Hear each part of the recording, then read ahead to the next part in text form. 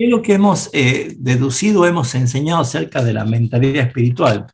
Hay un texto en el cual el apóstol Pablo, en 1 Corintios capítulo 2, versículo 16, dice claramente, porque ¿quién conoció la mente del Señor? ¿Quién le instruirá? Mas nosotros tenemos la mente de Cristo. No es algo que lo vamos a lograr, no es algo que lo vamos a adquirir más adelante o debemos esperarlo, sino que es hecho como una realidad que ya poseemos todos los que hemos nacido de nuevo, los que somos regenerados, ya poseemos la mente de Cristo.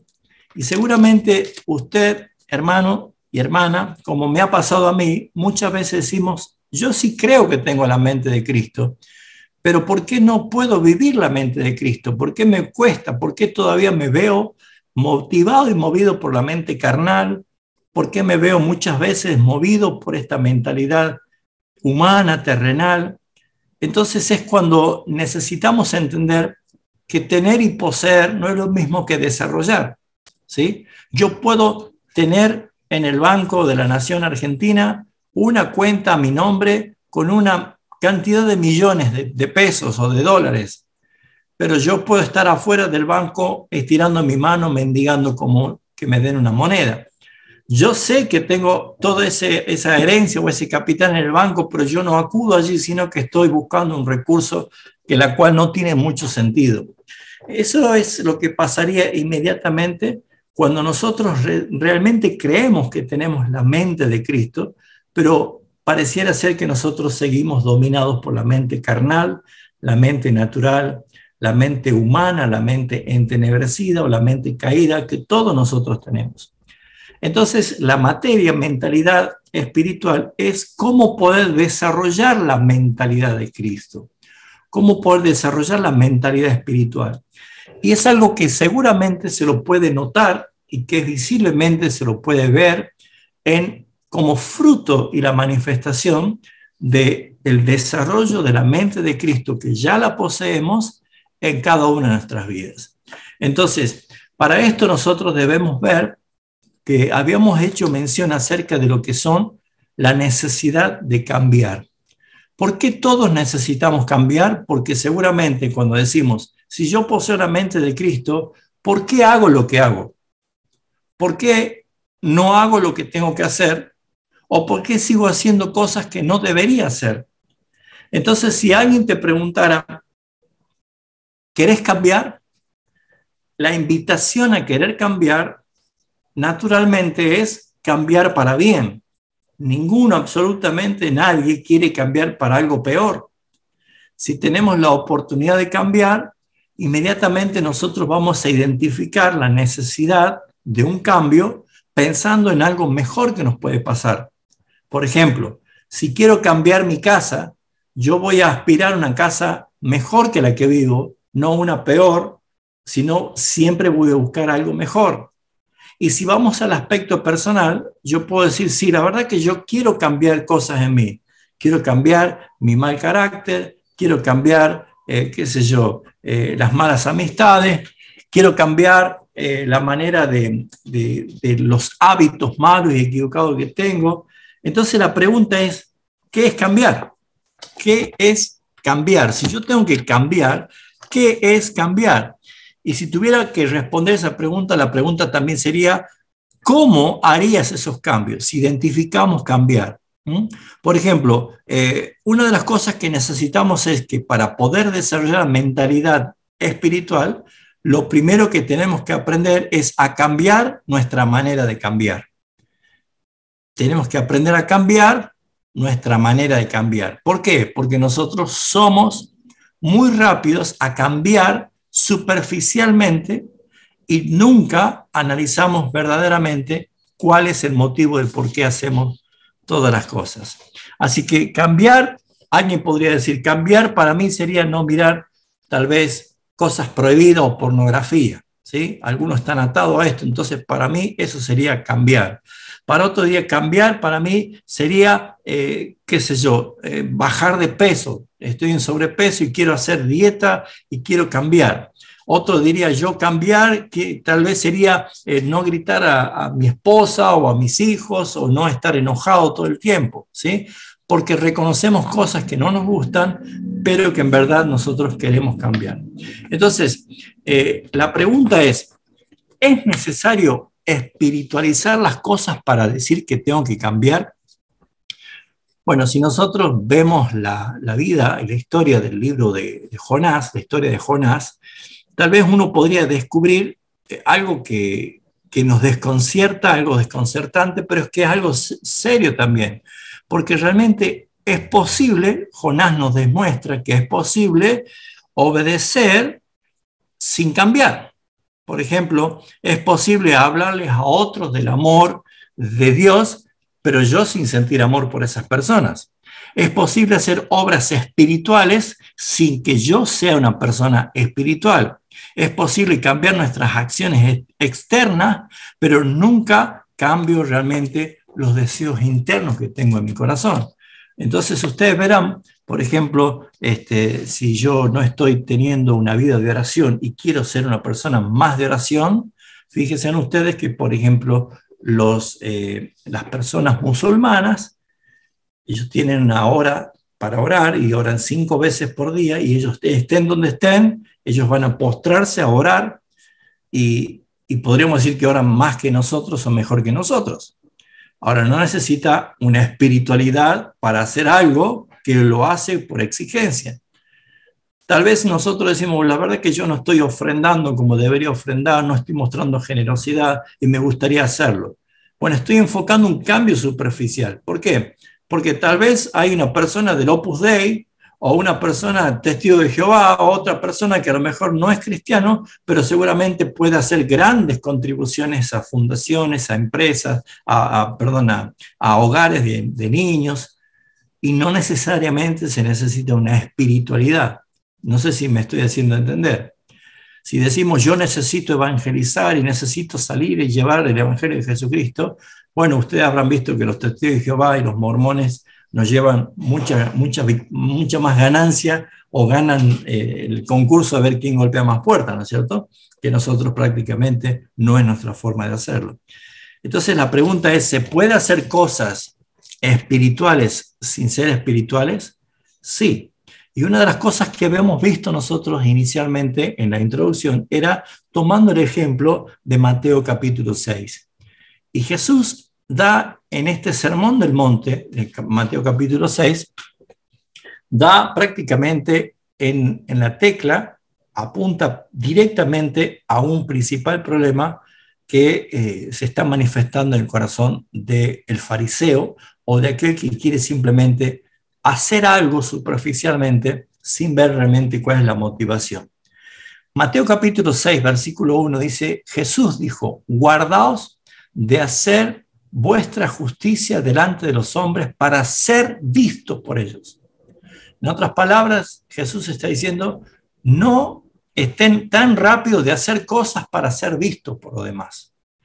Entonces acá vemos algo, de que Jesús apunta a un problema que por lo general no lo vemos todos.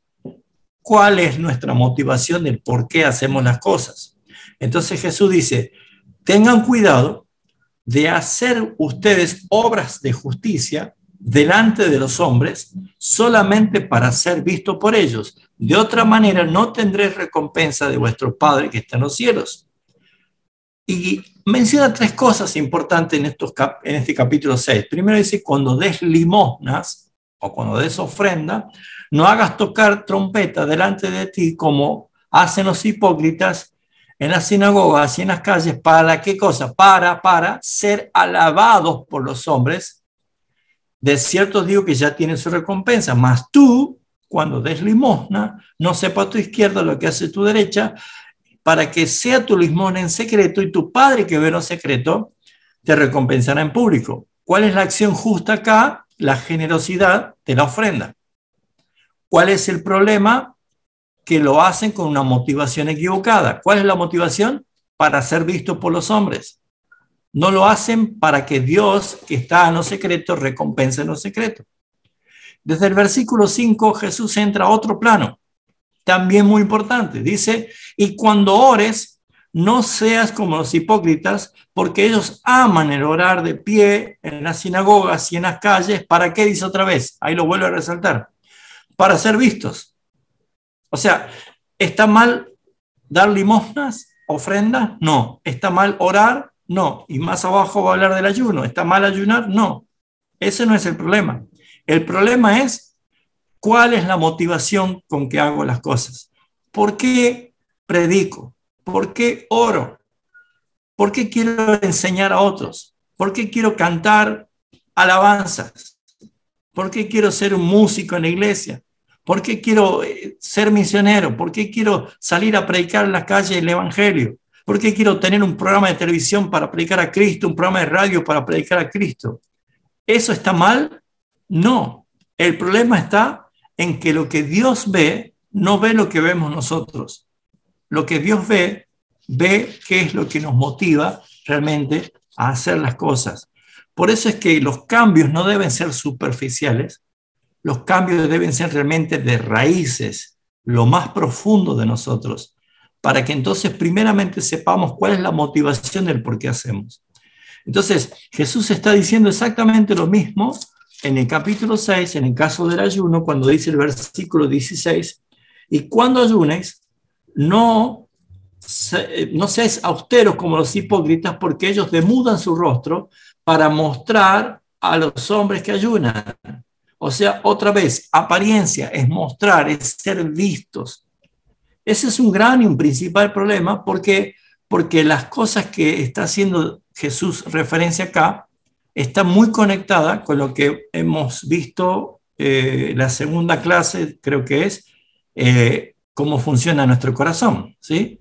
Porque todo esto es preguntarnos por qué hago lo que hago, por qué ofrendo, por qué oro, por qué ayuno, por qué predico, por qué congrego, por qué voy a la iglesia, por qué quiero ser un servidor del Señor, por qué quiero estar en actividad de la iglesia, por qué quiero colaborar.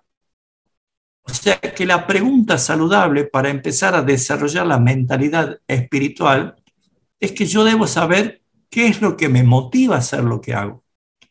Porque vuelvo a decir, Jesús está diciendo, ustedes quieren orar, quieren ser generosos, quieren ayunar, y eso está bien, pero no sean como los hipócritas. O sea, ya había personas que hacían cosas, pero la motivación no era glorificar a Dios, sino que era ser visto por los demás. Y eso es algo que lo traemos todo naturalmente. Eso no solamente está en el aspecto de la iglesia evangélica, sino que todos los seres humanos poseen esto, poseemos esto. ¿Y qué quiere decir esto? Es la necesidad de ser aceptados. Es la necesidad de ser aprobados y la necesidad de construir una identidad, una imagen de acuerdo a la opinión de todos los demás. ¿Y cuál es la inclinación o cuál es el lugar donde se desarrolla todo esto? Dice el versículo 21 del capítulo 6 de Mateo, porque donde esté vuestro tesoro, allí también estará vuestro corazón. Entonces, la pregunta es ¿por qué? La pregunta clave es ¿por qué? ¿Por qué? ¿Por qué leo la Biblia o por qué no la leo? ¿Por qué intento hablar a mis amigos de Jesús o por qué no les hablo de Cristo? ¿Por qué quiero servir a otros o por qué me cuesta servir? Bueno, examinar nuestras motivaciones es muy importante. Y yo no sé si estamos nosotros acostumbrados a hacerlo. Por lo general no lo hacemos. Es más, nosotros queremos sentirnos en paz con nosotros mismos porque, por ejemplo, hoy fui a visitar a 2 o 3 hermanos y les compartí la palabra y lo exhorté a que no deje de congregarse y que ellos quedaron contentos, muy agradecidos, así que yo estoy en paz conmigo mismo. Es excelente lo que hiciste, pero la pregunta es, ¿qué me motivó a hacer lo que hice? ¿Qué es lo que me motivó? Entonces, examinar nuestras motivaciones, nuestros deseos más profundos de nuestro corazón, nos ayuda a nosotros a darnos cuenta, mis hermanos, qué es lo que realmente amamos. Porque como hemos leído, donde está nuestro tesoro, allí va a estar también nuestro corazón. Entonces, ¿qué es lo que nosotros hacemos? ¿Se acuerdan que yo le di un ejemplo en la primera clase? Que había una hermana que había dicho en su corazón, había decidido, hoy no voy a dar ofrenda en la iglesia. No voy a dar ofrenda en la iglesia. Ella iba manejando su auto y con el mismo pensamiento y llegó a la iglesia dispuesta a no dar ofrenda.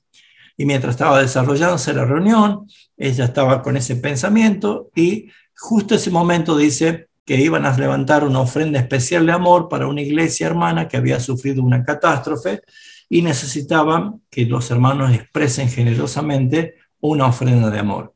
Y que para hacerlo más especial, los que iban a pasar a recoger la ofrenda de la iglesia eran los pastores de la iglesia. Entonces esta hermana no había escuchado de la motivación de, o sea, qué es lo que iban a hacer con la ofrenda, pero lo que ella pudo ver, que el pastor a quien ella admiraba, al pastor de quien aprendió muchas cosas, e incluso la semana había estado hablando sobre la generosidad, era el que venía con la bolsa de ofrenda. Entonces ella, que venía pensando que no iba a ofrendar, de pronto ella sacó de su cartera un fajo de dinero y lo puso en la bolsa de la ofrenda. Entonces, ¿qué hizo de bueno esta mujer? ¿Ofrendó? Sí, lo hizo muy bien. ¿Pero qué hizo malo? ¿Por qué cambió? Cambió porque ella era generosa y estaba luchando con eso, o era porque ella cambió porque no quería que el pastor tuviese una opinión de tacaña o de amarreta hacia ella. Claro, la segunda opción, ella cambió porque no quería que el pastor tenga una mala imagen de ella. Pero realmente, más profundamente, ella, más que lo que el pastor opinara de ella, ella se ama a sí misma y por eso lo que ella quería tener una opinión correcta de lo que los demás habían aceptado de quién era ella. Entonces, uno puede hacer cosas y si no se pregunta el por qué, seguramente nunca vamos a estar analizando el por qué hacemos las cosas, sino simplemente vemos que lo que Dios le agrada es que hagamos las cosas, ¿sí? A ver, yo voy el domingo a la iglesia y el domingo hace mucho frío y está lloviendo. Y la cama en ese momento se presenta como el león rugiente buscando a quien devorar. Pero yo digo, no, me voy a levantar y voy a ir a la iglesia. Y cuando voy a la iglesia y veo que hay tan pocos hermanos, yo digo, qué hermano fiel, qué hermano vencedor, qué hermano obediente. La verdad que Dios debe estar muy contento conmigo porque yo vine a la iglesia y los otros hermanos se han quedado durmiendo, ¿no? Todos tenemos la tendencia de pensar o de sentirnos bien porque nosotros hemos vencido esa tentación y estamos allí. La pregunta es, ¿por qué fui a la iglesia? Porque nosotros nos quedamos, es que como que Dios necesita de que yo simplemente vaya a la iglesia. Pero el tema es, ¿por qué? ¿Por qué yo voy a la iglesia? Hay un texto que dice 1 Samuel 16:7, y es muy importante, cuando Samuel había sido enviado por Jehová Dios a ungir al nuevo rey cuando había desechado a Saúl. Y se acuerdan ustedes que fue a la casa de Isaí e hizo traer a los hijos de Isaí, desde el mayor hasta el menor, y cada vez que venía uno, Samuel miraba a esa persona y decía, este seguramente es el escogido de Dios, y Dios le decía, no es ese. Dice, ¿tenés otro hijo? Y lo traía el segundo. Este seguramente es. Y Dios volvió a decirle, no es ese. A tal punto en que pasaron todos los hijos. Y dice, ¿no tenés más hijos? Esos son todos porque Dios no acepta ninguno. Entonces es allí donde dice, sí, tengo el menor que está cuidando ovejas allí en el campo. Bueno, hasta que él no venga no vamos a sentarnos a comer, así que mándalo a llamar. Y allí en el versículo 7 del capítulo 16 de 1 Samuel revela el motivo del Señor, por qué hacía esto. Y dice, Dios no mira como mira el hombre. Dios no mira como mira el hombre. A nuestro parecer, cada acción buena de cada uno de nosotros, nosotros decimos, qué buen hermano, qué buena hermana, qué buena acción, qué excelente trabajo. Qué bien que hizo esto, qué bien que hizo aquello. Pero no nos debemos quedar con eso porque Dios no mira como miramos nosotros. Pues el hombre mira la apariencia exterior, pero Dios dice, mira el corazón. Dios mira el corazón. Realmente es extraordinario ver la forma en cómo se lleva adelante esto, ¿no? Ahora, a mí me causa mucha asombro cómo Juan, el apóstol Juan, en su evangelio, en el capítulo 2, dice que no es solamente creer en Jesús lo suficiente, porque fíjense en lo que dice el capítulo 2 de Juan, versículo 23 al versículo 25. Y esto también es algo contundente y que revela. Dice, estando en Jerusalén, en la fiesta de las Pascuas, muchos creyeron en su nombre, viendo las señales que hacía. Si nosotros vemos lo exterior, ¿qué diríamos? Amén, avivamiento. Miren cuántos han creído. ¿Cuántas personas han creído? Porque dice la Biblia, muchos han creído viendo las señales que él hacía. Versículo 24, pero, como me gustan los pero a mí, pero, dice, pero Jehová mismo no se fiaba de ellos porque conocía a todos y no tenía necesidad de que nadie le diese testimonio del hombre, pues él sabía lo que había en el hombre. ¿Por qué? Porque él es Dios. Y porque como es Dios, él no mira lo que miramos nosotros. Él mira el corazón.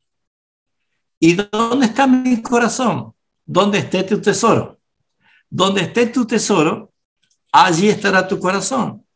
Por eso es que es muy importante mirar más abajo de lo superficial, mirar más profundo. Y eso cuando dice el apóstol Pablo que debemos nosotros examinarnos, que nosotros debemos evaluarnos a nosotros mismos, esta es una forma de evaluarnos para saber si estoy en la fe o no. Porque cuántas personas se evalúan por lo que hacen y no por la motivación con que hacen las cosas. Yo hice esto para el Señor, yo hago aquello, yo hice esto otro. Por lo general, muchas veces me ha tocado recibir hermanos nuevos que venían de otras congregaciones y la primera entrevista siempre es sacar el currículo. Yo soy evangelista, yo hice aquello, yo hice esto otro, en la iglesia aquella hacía esto y esto y esto y esto. Y es muy lindo escucharlo. Pero tal vez suena triste cuando yo le respondo, bueno hermanos, pero cierre el museo porque acá hay que empezar de nuevo. Hay que empezar de cero. ¿Por qué? Porque la dirección espiritual en una iglesia tiene que ser hecha conforme a la guianza del Espíritu Santo y a todos nosotros nos debe regular a hacer las cosas con las motivaciones correctas. ¿Se entiende? Debemos nosotros ver la importancia, no solo lo que mira la apariencia externa del hombre, sino lo que Dios mira en su corazón. Por eso, mis hermanos, es importante que nosotros podamos ver lo que sucede cuando alguien hace cosas y se convence de su salvación por las cosas que hace solamente.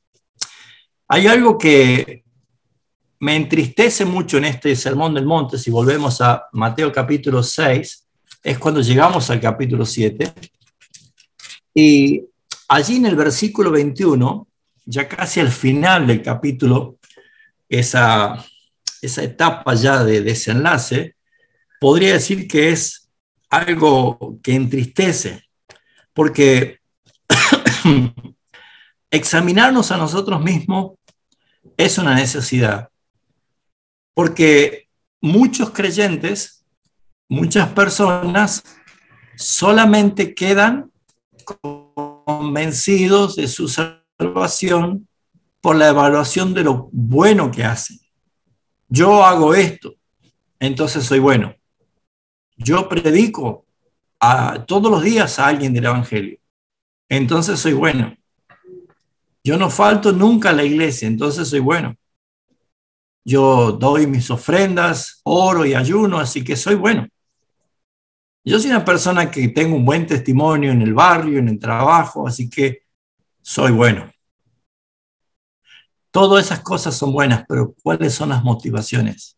si Dios es el que mira el corazón. Y acá dice Jesús, versículo 21 de Mateo 7, no todo el que dice Señor, Señor, entrará en el reino de los cielos, sino el que hace la voluntad de mi Padre que está en los cielos, no tu propia voluntad.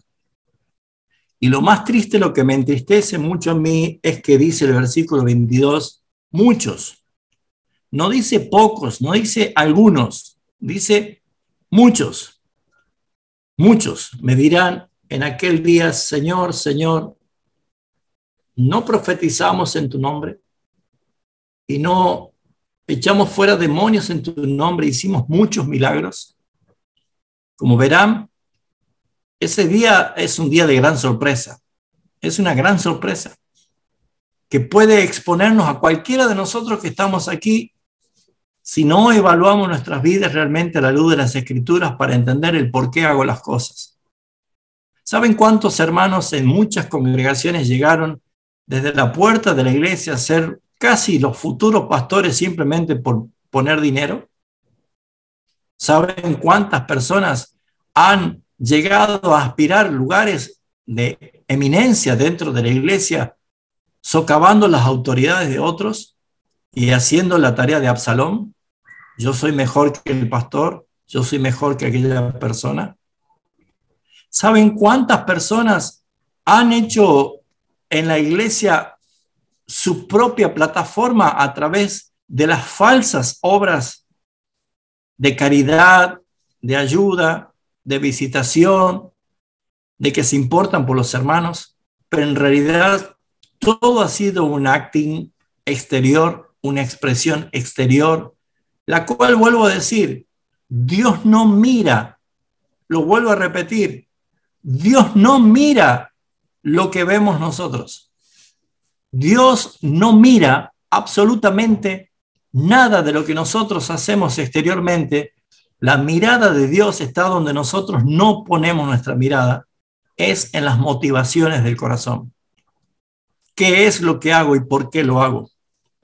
Ahora analicemos un poco el versículo 23. Entonces les declararé, nunca os conocí, apartaos de mí, hacedores de maldad.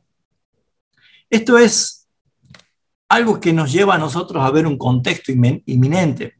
Jesús no estaba hablando específicamente de cualquier cristiano, sino que había apuntado ya desde el versículo anterior, desde los capítulos anteriores, de que Jesús estaba hablando de los falsos profetas que habían en ese entonces. Por ejemplo, versículo 15 del capítulo 7 dice, guardaos de los falsos profetas que vienen a ustedes vestidos de ovejas, pero por dentro son lobos rapaces. O sea, nunca vamos a esperar que alguien que no es cristiano haga algo realmente digno de alabanza al Señor, sino que va a estar disfrazado. Y a través de estos 25 años de pastor me ha tocado ver muchísimas personas que tarde o temprano se le ve la piel de lobo disfrazada con la piel de un cordero. Por esa realidad es que nosotros debemos empezar a ver qué es lo que está diciendo el Señor acá, porque nos abruma ver esa noticia, pero yo creo que es mucho más profundo. Ahora, ¿qué es lo que vemos? Primero es la forma. Dice, ustedes hicieron, no está mal predicar, no está mal echar fuera demonios, no está mal hacer muchos milagros en su contexto de tiempo. Tal vez ahora la demanda es otra.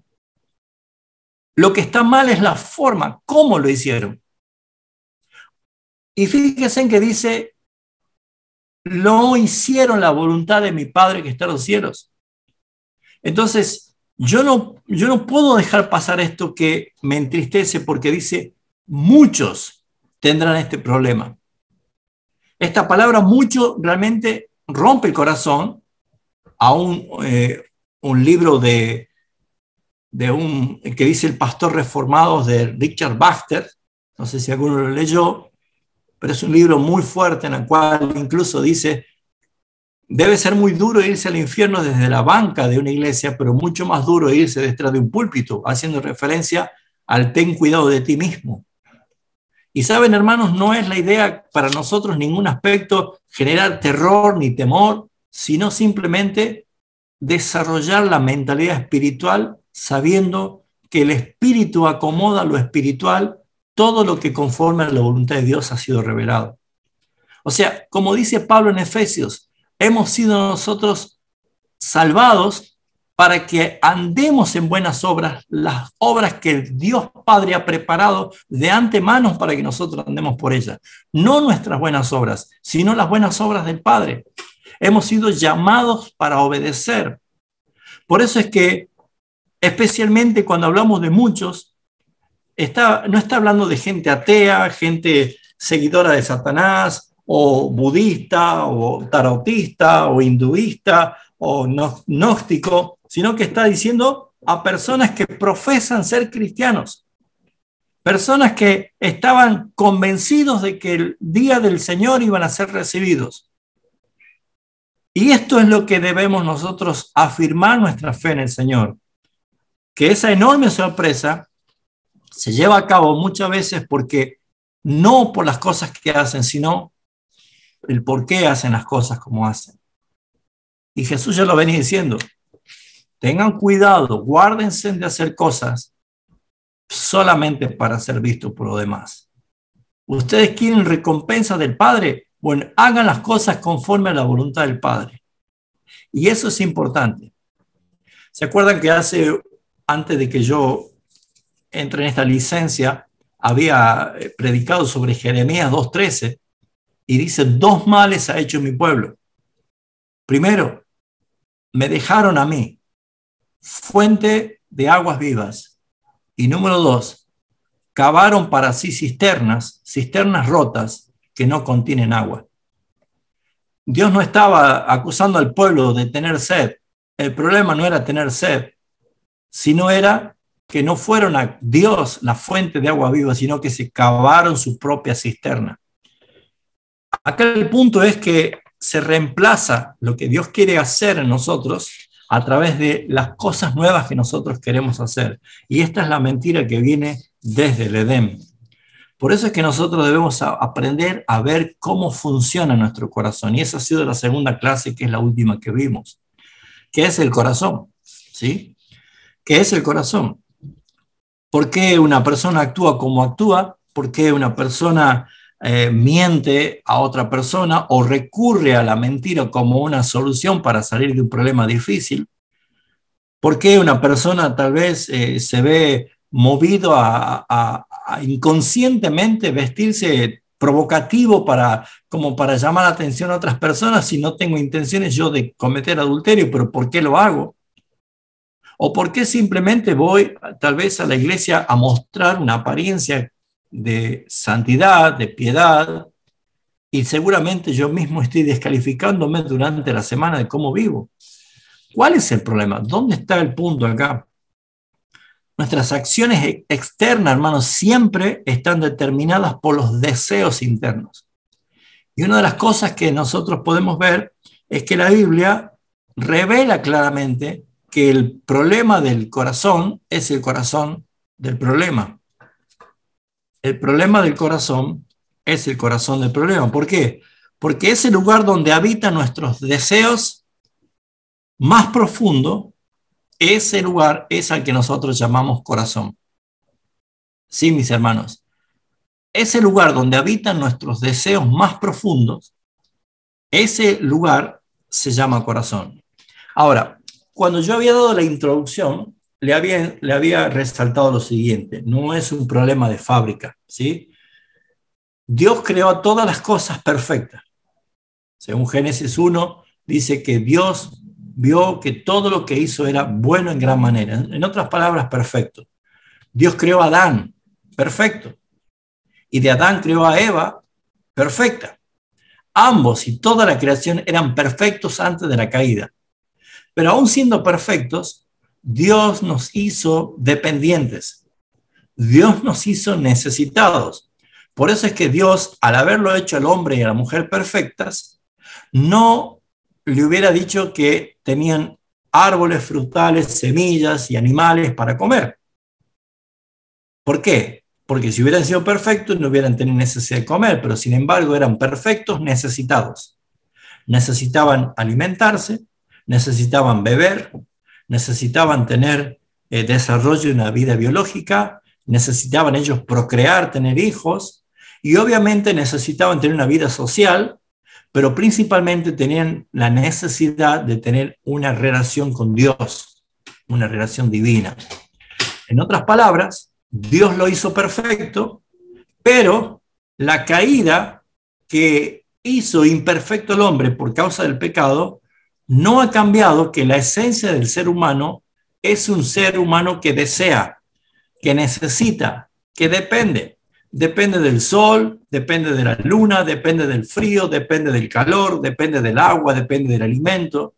Después del pecado depende de la vestimenta, de la ropa, depende del dormir ciertas horas para descansar.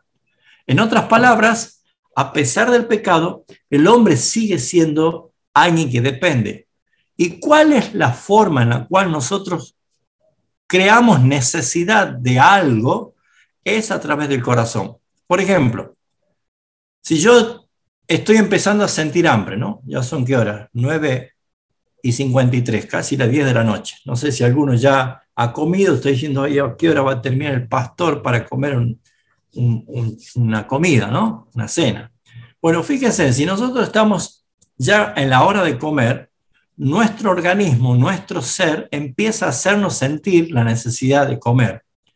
Entonces, como yo tengo mucha gana de comer, voy y me preparo el atelier de pintura y me pongo a pintar un cuadro. No es lógico, ¿no es cierto? Voy a agarrar una cebolla, una lechuga, un huevo frito, algo me voy a hacer para sacar el hambre.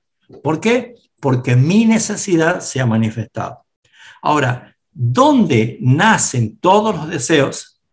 Es el corazón. ¿De dónde nacen todos los deseos? Es el corazón. O sea, Dios no nos hizo con fallas. Dios nos hizo perfectos, pero a la vez dependientes y necesitados. El problema del corazón es que al haber caído en el pecado, no busca saciarse en Dios o a través de Dios, sino que busca satisfacerse a sí mismo por sus propios medios. ¿Me entiendo? ¿Me hice entender? Cuando el hombre pecó, ya no busca a Dios. Por eso dice que todos pecaron y están destituidos de la gloria de Dios. No hay justo ni siquiera uno. Todos se descarriaron, todos se hicieron inútiles y nadie busca a Dios. Yo tengo hambre, no voy a buscar en Dios la providencia de la comida, yo voy a buscarme con estas manos, con mi fuerza, con mi trabajo. Fíjense ustedes que todo lo que es saciar mi necesidad sin Dios se llama justamente los dos males que hace mi pueblo.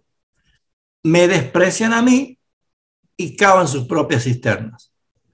Si todo lo que nosotros necesitamos y lo que deseamos es obvio, bueno y necesario para nuestra vida, pues eso no es pecado. Por ejemplo, cuando una persona tiene necesidad de sentirse amado, todos en algún momento sentimos necesidad de sentirnos amados. Entonces, ¿qué pasa? Buscamos satisfacer esa necesidad. Pero cuando yo no busco en Dios, voy a buscar en lo que yo creo que me van a amar. Entonces van a ver ustedes, por ejemplo, en la adolescencia, los niños son capaces de hacer cosas que jamás la harían con tal de no quedar fuera del círculo de sus amigos. Con tal de que sean aceptados, son capaces de hacer cosas que decimos, ¿por qué lo hizo? Aún nosotros nos ha tocado hacer. El problema está en que nosotros no buscamos en Dios satisfacer nuestras necesidades, sino que buscamos en nosotros mismos cómo satisfacer nuestras necesidades. El Salmo 37 dice, un famoso versículo, Salmo 37, ya voy a ir terminando, dice el versículo 4, deleítate a sí mismo en Jehová y Él te concederá las peticiones de tu corazón. Deleítate a sí mismo en Jehová y Él te concederá las peticiones de tu corazón. Bien, ¿Saben qué es lo que Dios quiere de nosotros? A ver, alguno dirá, bueno, Dios quiere que seamos obedientes. Sí, pero no. Dios quiere que seamos fieles a Él. Sí, pero no. Dios quiere que evangelicemos. Pues claro, pero no es eso lo principal. ¿Qué quiere Dios de nosotros? Dios quiere que no pequemos tanto. Claro, pero no es eso lo que Dios quiere realmente. Lo que Dios quiere realmente es que nosotros aprendamos a deleitarnos de Él, a disfrutar de Él. Y saben que nosotros recurrimos a Dios solamente cuando estamos mal. Buscamos a Dios cuando ya estamos en problemas, buscamos a Dios cuando ya estamos desahuciados, buscamos a Dios cuando la familia se está terminando, cuando el matrimonio está en crisis, buscamos a Dios como la goma de auxilio o como el salvavidas en el mar o como el genio de la lámpara. Pero no lo buscamos a Él para deleitarnos. Y lo que Dios quiere es que nosotros nos deleitemos en Él. Lo que Dios quiere es que nosotros disfrutemos de Él. Por eso es que el fin del hombre es glorificar a Dios y disfrutar de Él para siempre. En otras palabras, si yo tengo miedo a la soledad, ¿por qué voy a buscar malas juntas contando de no sentirme solo, sabiendo que Él es el que jamás me abandonará y jamás me dejará y siempre está conmigo? Yo puedo satisfacer mi necesidad de soledad en Dios. Yo puedo satisfacer mi necesidad de sentirme amado en Dios. Yo puedo sentir la necesidad de satisfacción en Dios. Aún la necesidad biológica de nuestra sexualidad, Dios también bendice la sexualidad en el marco y el parámetro que Él ha establecido, que es el matrimonio. Ahora, todas estas cosas están puestas para que nosotros podamos ver que el corazón no es simplemente un músculo, no es simplemente un lugar donde bombea sangre, sino que la Biblia da la expresión del corazón como un lugar que piensa, un lugar que se conmueve. ¿Se acuerdan en Hechos 2:47, después del discurso de Pedro? Compungidos de corazón le dijeron, ¿qué tenemos que hacer? Cuando el corazón piensa, también es un corazón donde muestra la habilidad de ver y de apreciar las verdades espirituales. El corazón del hombre es el lugar en el cual Dios está diciendo, dame, hijo mío, tu corazón, porque de él mana la vida. Entonces, desarrollar la mentalidad espiritual no es tragarme todos los libros de teología y asistir a todas las conferencias, sino que es que empezar a descubrir a Cristo en mí, es descubrir Dios en mí. Emmanuel es Dios con nosotros, Él está en mí. Y cuando yo empiezo a descubrir que puedo satisfacerme en Él, yo puedo deleitarme en Él, Él va a conceder las peticiones, los deseos de mi corazón. ¿Por qué? Porque yo deseo, en verdad, porque fui creado una persona necesitada, yo deseo ser amado. Bueno, no te expongas al mundo para amarte porque el mundo no te ama Cristo. Entonces, en Él, Dios te va a proveer de personas sanas, puras, personas regeneradas, dignas, personas que han nacido de nuevo, que van a expresarte el amor de Dios a través de ellos. Es una forma muy importante. Pero el corazón es el centro de comando de todo nuestro ser. Es el lugar donde se completa la frase quiero. La primera pregunta que nosotros tenemos que ver para evaluarnos era el por qué hago las cosas. Pero la pregunta acá es quiero. Es ¿cómo completo la frase quiero? Bueno, esa frase se la completa en el corazón. Quiero una buena reputación, por eso doy mi dinero a la iglesia y por eso evangelizo y colaboro y ayudo. Entonces quiero una buena reputación, ¿sí? O quiero sentirme amado y por eso estoy dispuesto a que si no lo encuentro en la iglesia voy a buscar en el mundo a alguien que me ame para casarme y tener hijos y tener una familia. Cuidado. ¿Qué es lo que realmente quiero? Quiero placer, por eso disfruto o doy lugar tal vez a mi concupiscencia cuando es seducida. Cuidado. ¿Se entiende? Todo lo que mi corazón expresa que quiere, al no estar bajo el dominio de Cristo, busca satisfacer en todas las otras cosas, cisternas rotas, y no en Dios.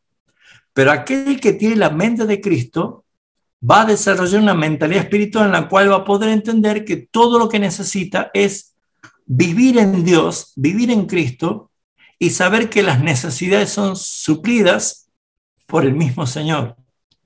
Por eso es que nosotros debemos llegar a ver que el corazón es el lugar donde realmente se encuentra lo que verdaderamente amo. Cuando uno ama a alguien, es capaz de caminar kilómetros para ir a ver a esa persona, ¿no? Cuando uno ama a alguien, es capaz de romper el chanchito y regalarle un hermoso regalo a esa persona y sin titubear, porque ama a esa persona. Cuando uno ama algo, por ejemplo, un club de fútbol, ama su club, es capaz de postergar todas las cosas para ir a sentarse a ver a su equipo favorito. Cuando uno ama algo, está entregado a eso que ama, porque donde está tu tesoro, allí está tu corazón. Entonces, ¿cuántas veces nosotros no nos damos cuenta, pero lo que evidencia que ama mi corazón, por lo general, es muchas cosas y no siempre Cristo? Entonces, ¿cómo es que yo puedo alcanzar una vida espiritual y desarrollar una vida espiritual que en verdad me ayude a mí a poder discernir si yo estoy viviendo una nueva vida en Cristo o no? ¿Por qué el corazón es importante para Dios? Porque según la Biblia dice, el corazón define lo que uno ama, lo que uno disfruta, lo que a uno le causa un verdadero gozo, un verdadero placer. En el corazón se definen todas esas cosas.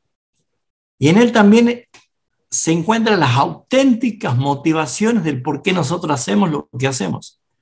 Por eso dice Proverbio 4:23, sobre toda cosa guardada, guarda tu corazón, porque de él mana la vida. Lo que el Señor está diciendo es que nuestro corazón verdaderamente anhela y determina todo lo que va a motivar para tener lo que ama realmente.